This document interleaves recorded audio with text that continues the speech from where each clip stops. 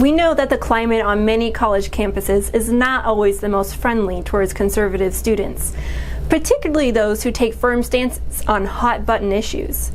I'm here today with one of those students. Maggie Horzempa is a senior at UNC-Chapel Hill, where she is the current chairwoman of the UNC College Republicans. She has also served as president of the UNC-Chapel Hill chapter of the Network of Enlightened Women and is a current Martin Center intern. Thank you, Maggie, for joining us today. Thank you so much for having me, Shannon.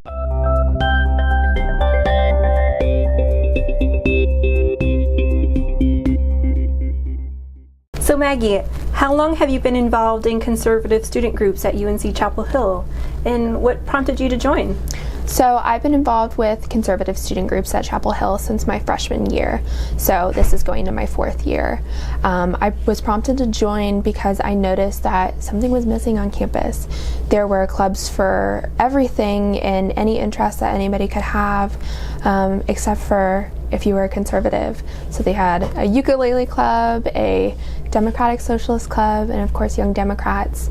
And I finally found my home when I found College Republicans. And tell us about the activities you do with the College Republicans, and how does it engage with students on campus? Okay, so most of the time for College Republicans, we bring in a lot of conservative-minded speakers on different topics such as immigration, higher education policy, and leaders in the conservative movement. We've had speakers like Sebastian Gorka and Ben Shapiro come to our campus, and then we really like to center discussions around that, so we make sure that we're all learning from each other and also learning from those who we don't necessarily always agree with. So we always welcome members of the community and other student groups on campus to our meetings.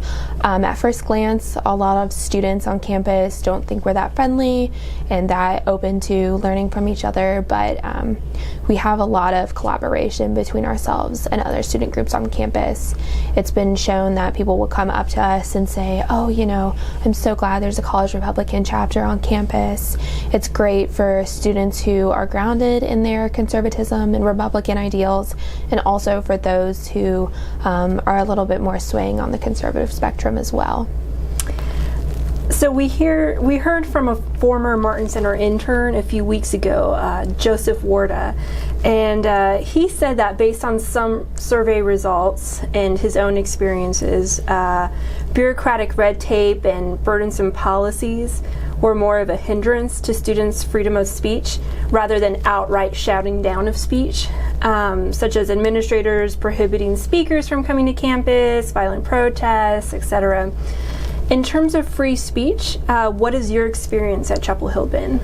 So my experience with free speech at Chapel Hill and a part of the administration has been good. When we've brought speakers who were considered to be a little bit more quote-unquote controversial, such as Sebastian Gorka, the school was willing to work with us when it came to security and making sure that we had what we need when we went through with the event itself. As far as protesters go, we have had protesters.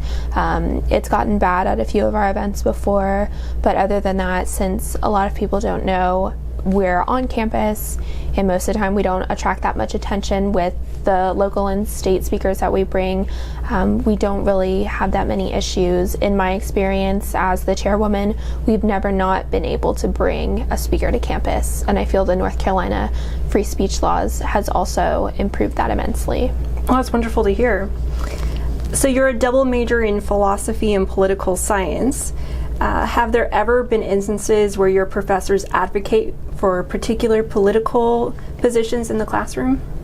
Absolutely. I've had nothing but good experiences with the philosophy department. I feel in the UNC's philosophy department and their Parr Center for Ethics that I'm valued for my different ideology and my different perspective, because I truly think philosophy is an academic field where we're still willing to learn from each other and we can grow from each other in our discipline and outside of the classroom. In the political science department, not so much. I feel like when I'm in my political science classes that I walk into a classroom where people already know who I am and they have a lot of preconceived judgments about me, and everybody almost has a feel for what everybody believes since we've been in some of the same classes prior. So in those classes, Professors are a little bit more freer with portraying their political ideologies and what they would like to advocate for inside the classroom. I think that's where you see a lot of the more echo chamber mentality is in the political science classroom. Have you ever worried about receiving a bad grade as a result of citing on a particular issue? I have before. I have. In certain classes, I've decided to veer away from topics that were pro-conservative just to save a grade. And it's sad that I've had to do so, but I know other students that have done that as well. That's too bad. Chapel Hill has been in the spotlight of an ongoing drama surrounding the campus's Confederate monument, Silent Sam. The statue was unlawfully pulled down last summer, and you've been very vocal about it. And have even appeared several times on Fox News to speak about it. What's your stance on the issue? And have you received any response from the administration, faculty, or other students? So, my stance on the issue is that because Silent Sam was unlawfully taken down in the first place, that it should be put back up right in the place where it was taken down.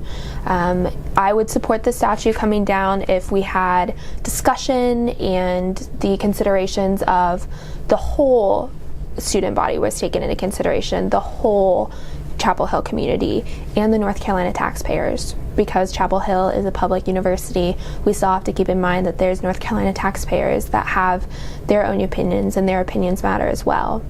So I've, of course, like you said, I've made my stance very vocal.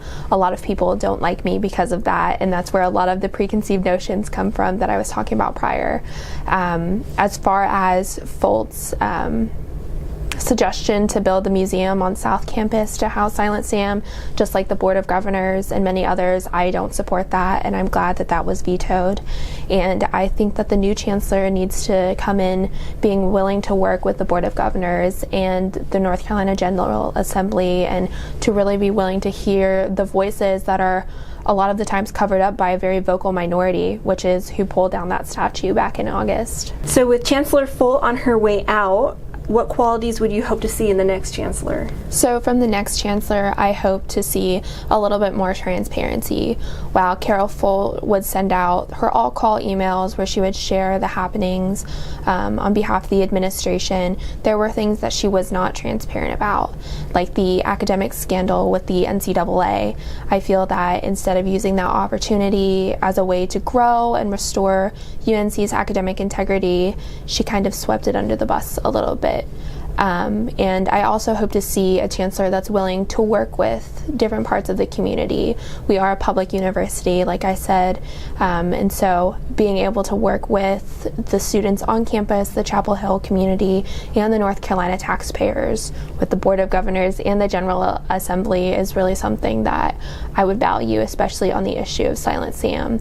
There's a lot of social changes happening on campus, which can create an environment of hostility, and I would like for a chancellor to also be willing to realize that there's other groups on campus that have other things to say besides the liberal ideology that's sometimes prominent on campus. So somebody who would value the freedom of thought and freedom of speech would be something that I would love to see out of a chancellor. No, that sounds wonderful. Let's hope that's the case. Absolutely. Thank you, Maggie, for sharing your thoughts and experiences with us today. Keep up the good work. Thank you so much, Shannon.